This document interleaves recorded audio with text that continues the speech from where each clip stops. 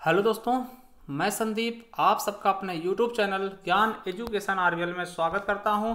दोस्तों, आपको पता है कि हम इस समय देख रहे हैं जिला दर्शन के बारे में, यानी उत्तर प्रदेश में जो टोटल 75 जिले हैं, तो रेगुलर हम एक जिले के बारे में देख रहे हैं। देखिए, इससे पहले हमने टोटल 5 जिले देख लिए हैं। आज हमारा 6वां नंबर लगा है बिजनौर जिले का। ठीक है, तो हम आज बिजनौर जिले के बारे में बहुत ही अच्छे से देखने वाले हैं कि बिजनौर का क्या फेमस है, क्या कहाँ से क्वेश्चन आपके एग्जाम में बिजनौर से बन सकते हैं। देखिए, अगर आप पहली बार जुड़े हैं तो चैनल को सब्सक्राइब कर लेना, और अगर आप और जिलों के बारे में देखना चाहते हैं तो हमारे प्ले लिस्ट पे जाएंगे, वहां मिल जाएगा उत्तर प्रदेश जिला दर्शन के नाम से आपको प्ले लिस्ट मिल जाएगी। वहां जाकर के आपको एक क्रम में लगे हुए वीडियो मिल जाएंगे, वहां जाकर के आप किसी भी जिले के बारे में अच्छे से देख सकते हैं। उसके अलावा अगर आपको संपूर्ण हिंदी की क्लास लेनी है तो आप इसी चैनल के प्ले लिस्ट पे जाएंगे, जिसका नाम होगा कि संपूर्ण हिंदी ऑल एग्जाम 2021 के नाम से, तो वहां जाकर के आप संपूर्ण हिंदी भी पढ़ सकते हैं। तो चलिए आज हम देखते हैं बिजनौर के बारे में। तो देखिए, ये हमारा मैप है उत्तर प्रदेश का। तो पहले हम बिजनौर के बारे में देख लेते हैं कहां पड़ेगा बिजनौर। ठीक है, जैसे ही हम ये जूम करते हैं तो बिजनौर हमें ये दिख रहा होगा, कहां पर, ये देखिए दिख रहा होगा। ठीक, ये आपका बिजनौर है, ये पूरा क्या है आपका, ये हिस्सा जो है बिजनौर का है। ठीक है, तो बिजनौर हम आपको बता दें, देखिए इस तरफ बिजनौर उत्तराखंड से लग रहा है, क्या उत्तराखंड से पूरा टच है। ठीक, यहां से लेकर के ये पूरा कहां तक है, यहां तक उत्तराखंड से टच है, और ये मुरादाबाद मंडल में आता है। ठीक है, अब देखिए और किससे टच करता है, तो जिले कौन कौन से लग रहे हैं, मुजफ्फरनगर आपको दिख रहा होगा, लग रहा है, ये आपका मेरठ भी लग रहा है, अमरोहा लग रहा है, और मुरादाबाद लग रहा है। तो समझ गए होंगे बिजनौर से कितने कितने जिले लगते हैं। ठीक, वो सब हमने देख लिए। तो चलिए अब इसके हम हर चीज़ के बारे में देखते हैं। तो आज हमारा 6ठा जिला है बिजनौर। देखिए, उससे पहले हमने क्या क्या देखा, सहारनपुर देखा, ठीक है, शामली देखा, मुजफ्फरनगर देखा, और रामपुर देख लिया। ठीक है, रामपुर देख लिया। ठीक, आज आपका नंबर आ गया है बिजनौर का। ठीक है, चलिए शुरू करते हैं बिजनौर के बारे में।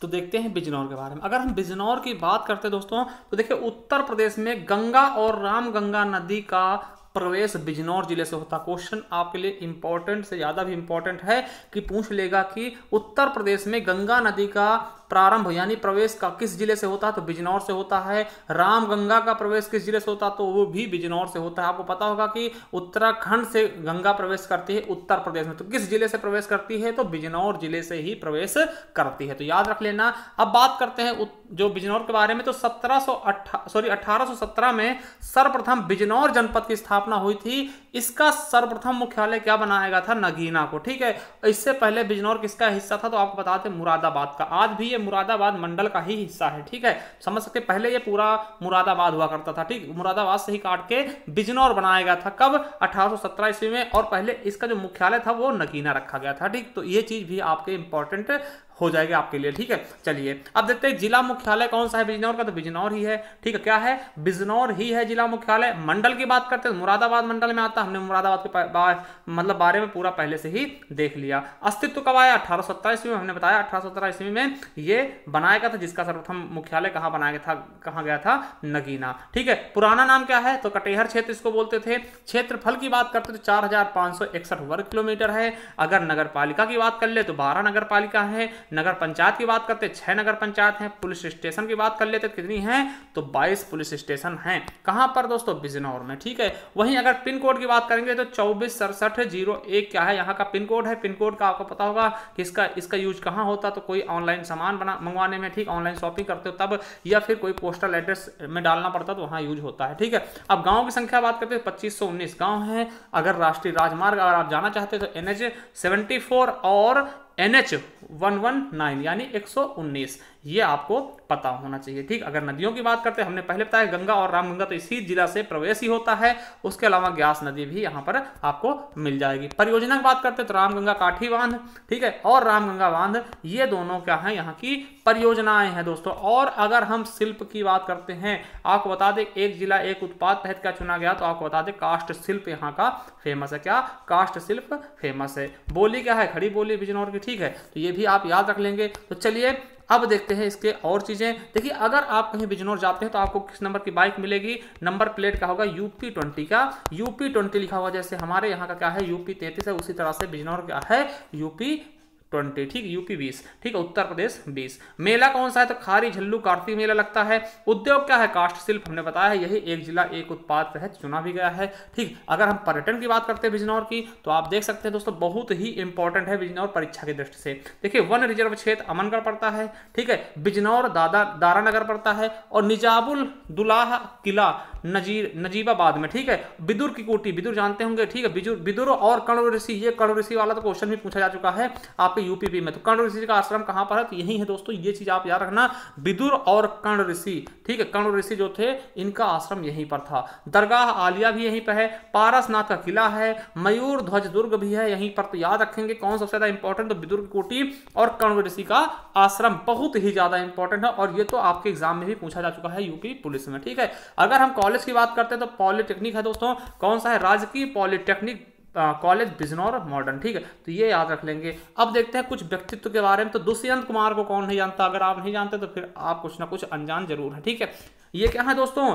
गजल के प्रवर्तक माने जाते हैं, आधुनिक गजल का प्रवर्तक माने हैं, गजलों का कवि कहते हैं, क्या गजलों का राजकुमार कहते हैं, गजलों का कवि कहते हैं। तो याद रखेंगे दुष्यंत कुमार का जन्म कहां हुआ था? बिजनौर में ही हुआ था, ठीक है। चलिए हम बताते हैं, अगर आप नहीं जानते तो कुछ ना कुछ जान के जाएंगे, ठीक है। देखिए दुष्यंत कुमार का मूल नाम क्या है? तो दुष्यंत नारायण त्यागी था, ठीक है, याद रखना।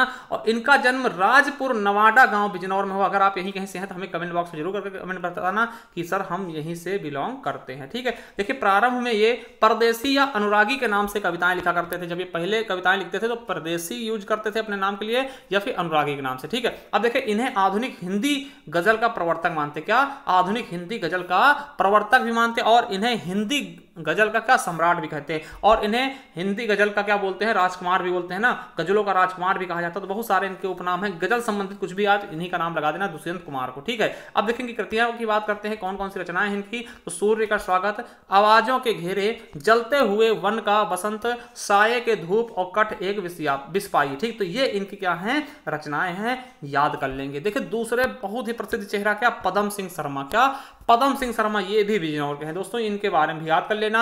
इनका जन्म 1876 में नगवा ग्राम बिजनौर में हुआ था। और देखिए इन्हें जो बिहारी सतसई की भूमिका के लिए मंगला प्रसाद पारितोषिक पुरस्कार से सम्मानित किया गया। हमने मंगला प्रसाद पारितोषिक पुरस्कार पढ़ा दिया है अपने दूसरे चैनल पर ज्ञान आरवीएल पे, अगर आप देखना चाहते हैं वहां पे आपको सारे पुरस्कार मिल जाएंगे। देखिए इनका प्रथम रेखा चित्र कौन सा है? तो पदम पराग। देखिए अगर पूछ ले हिंदी का प्रथम रेखा चित्र कौन सा है? तो पदम पराग। किसने लिखा? तो इन्होंने ही लिखा है ना, पदम सिंह शर्मा द्वारा हिंदी का प्रथम रेखा चित्र लिखा गया है। तो ये भी आप याद रखेंगे, ये क्वेश्चन आपके लिए क्या है?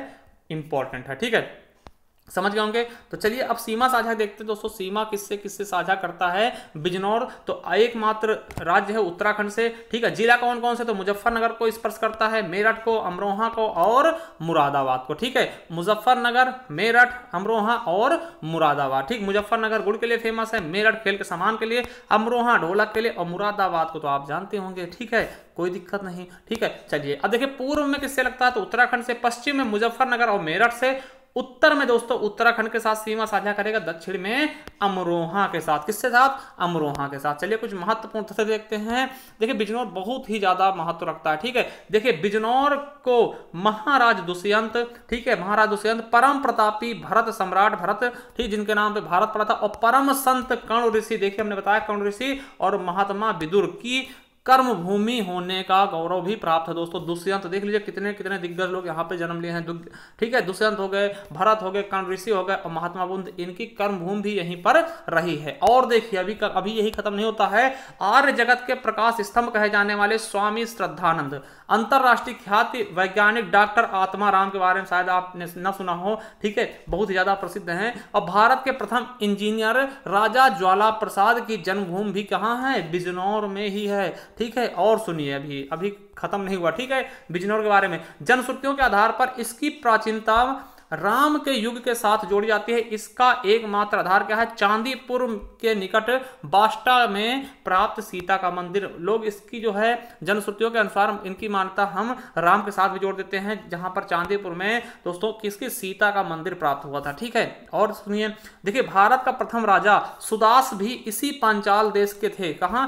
सुदास जो प्रथम राजा थे, ये सुदास भी इसी पांचाल देश के थे। महाभारत कालीन सभ्यता में यह क्षेत्र पांचाल के अधीन था। पांचाल का उत्तरी भाग भाग कहलाता था। देखिए उत्तर प्रदेश में गंगा और रामगंगा का प्रवेश भी बिजनौर से होता है, ये हम पहले भी बता चुके हैं, इसको फिर से आप अपने दिमाग में बिठा लेना, कहीं आप भूल जाओ, ठीक है। अब देखिए बिजनौर क्षेत्र में पृथ्वीराज चौहान और जयचंद की मोहम्मद गौरी से पराजय के बाद भारत में तुर्क साम्राज्य की स्थापना हुई थी और उस समय वह क्षेत्र दिल्ली सल्तनत का हिस्सा था तथा कटेहर क्षेत्र के नाम से जाना जाता था। इसीलिए हमने बताया है कि इस बिजनौर का पूर्व नेम क्या है, कटेहर क्षेत्र ना, पहले क्या नाम था, कटेहर क्षेत्र के नाम से इसको जाना जाता था, ठीक है। अब देखिए महाकवि कालिदास ने अपने प्रसिद्ध नाटक अभिज्ञान शकुंतलम में इस नदी में, इस जनपद में बहने वाली नदी मालिनी नदी का भी वर्णन किया है। किसमें, अभिज्ञान शकुंतलम नाटक है इनका, इसका महाकवि कालिदास है ना, तो उसमें इस जिले में बहने वाली नदी यानी मालिनी नदी का भी वर्णन किया है। अब देखिए नूर बिजनौरी,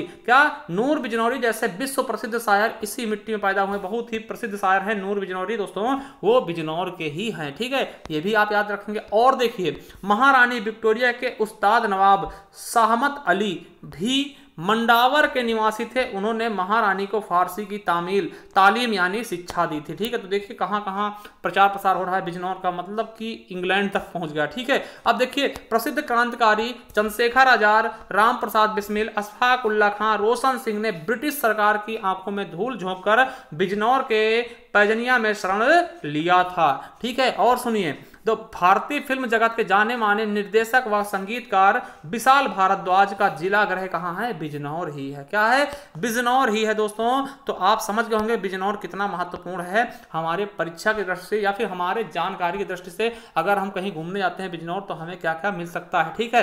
तो आप लोग अगर कहीं से हैं तो कमेंट करके जरूर बताइएगा अपने जिला के बारे में, ठीक है। तो हम आपके सुझाव अपने वीडियो में जरूर शामिल करेंगे, ठीक है, जब हम आपके जिले के बारे में कुछ बताएंगे। तो चलिए आप आज के लिए इतना ही काफ़ी है। और देखिए अगर आपने इसके पहले वाले जिले के बारे में नहीं घूमा है तो आप जा करके देख सकते हैं वीडियो, देखिए उत्तर प्रदेश जिला दर्शन में, यहाँ पर आपको मिल जाएंगे, इस तरह से प्लेलिस्ट मिलेगी और संपूर्ण हिंदी के लिए आप यहाँ से पढ़ सकते हैं, ठीक है। तो चलिए धन्यवाद, आज के लिए इतना ही काफ़ी है, मिलते हैं नेक्स्ट वीडियो में और नेक्स्ट जिले के साथ। Thank you.